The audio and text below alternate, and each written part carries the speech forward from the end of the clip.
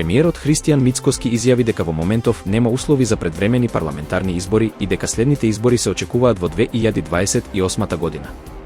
Иако владеачката партија има убедливо водство според партиските анкети, Мицкоски вели дека економијата е клучниот фактор. Во април идната година доспева еврообврзница од 700 милиони евра, а вкупните обврски за следната година изнесуваат над 2 милиарди евра. Дополнително државата се соочува и со буџетски дефицит од околу 600 милиони евра.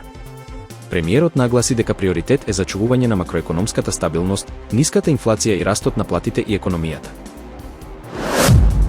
Вице-премиерот Александар Николовски од Брисел порача дека Македонија одамна заслужено треба да ги започне преговорите за членство во Европската унија и дека унијата мора да постави јасна визија за проширувањето, со политичка поддршка и притисок врз оние што го блокираат процесот.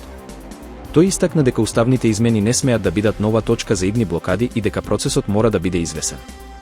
Николовски најави дека изградбата на брзата пруга кон Грција ќе почне следното лето. Железничката врска со Бугарија се очекува во 2031 година, а околу нова година ќе биде пуштен нов дел од автопатот Охрид-Кичево. Најави и нови авиолинии и дигитализација на камионскиот транспорт. Бугарскиот председател Румен Радев повторно порача дека европската перспектива на Македонија е директно поврзана со внесувањето на бугарите во уставот. На средба со представници на бугарската заедница, тој нагласи дека уставните измени треба да се завршат што е можно поскоро за да се забрза пристапниот процес. Радев истакна дека Бугарија го поддржува членството на Македонија во Европската унија, но таа поддршка ќе остане условена со конкретни чекори за заштита на правата на бугарите. Во Скопје, уставните измени и натаму се тема на жестоки политички поделби.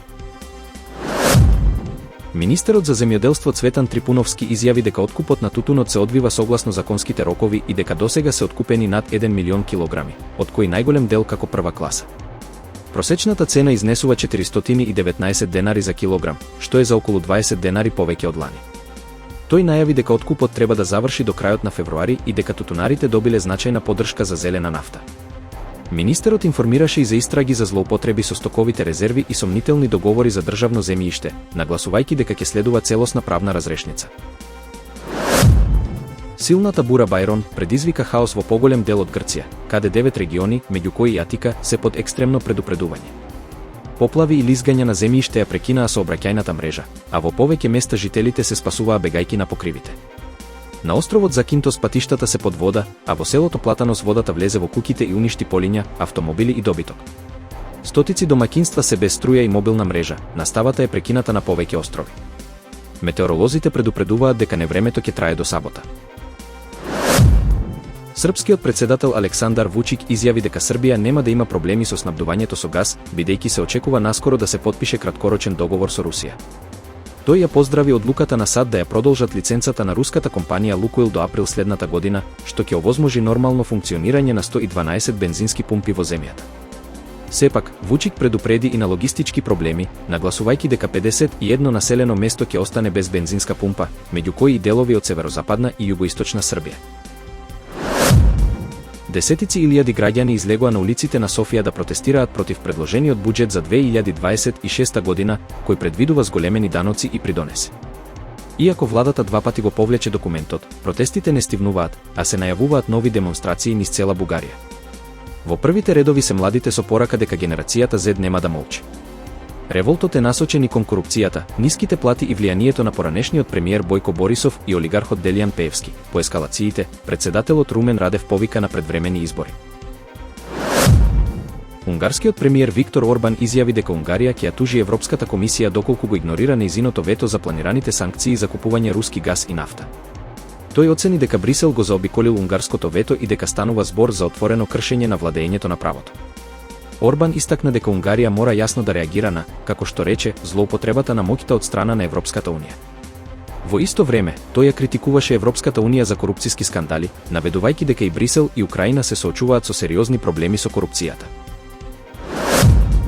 Од почетокот на септември американската војска извршила серија напади во меѓународни води во кои загинале 87 лица, а уништени се 23 пловила. Вашингтон операцијата ја оправдува како борба против шверцот на дрога, а администрацијата на Трамп тврди дека станува збор за вооружен судир со наркокартелите. Меѓутоа, досега не се презентирани јавни докази дека погодените пловила превезувале дрога. Поради нападите се заострија односите со Венецуела и Колумбија, а организации за човекови права предупредуваат дека станува збор за спорни ликвидации без судски надзор.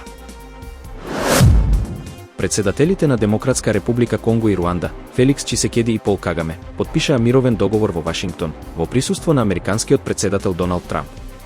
Договорот има за цел да стави крај на повеќедеценискиот конфликт во Источен Конго. Трамп најави и билатерални договори за ископување ретки метали со двете земји. Кагаме изјави дека овој обид конечно може да донесе мир, додека Чисекеди го оцени како тежок, но неопходен почеток. Аналитичарите остануваат скептични, оценувајќи дека клучни ќе бидат разговорите со бунтовничката група М23.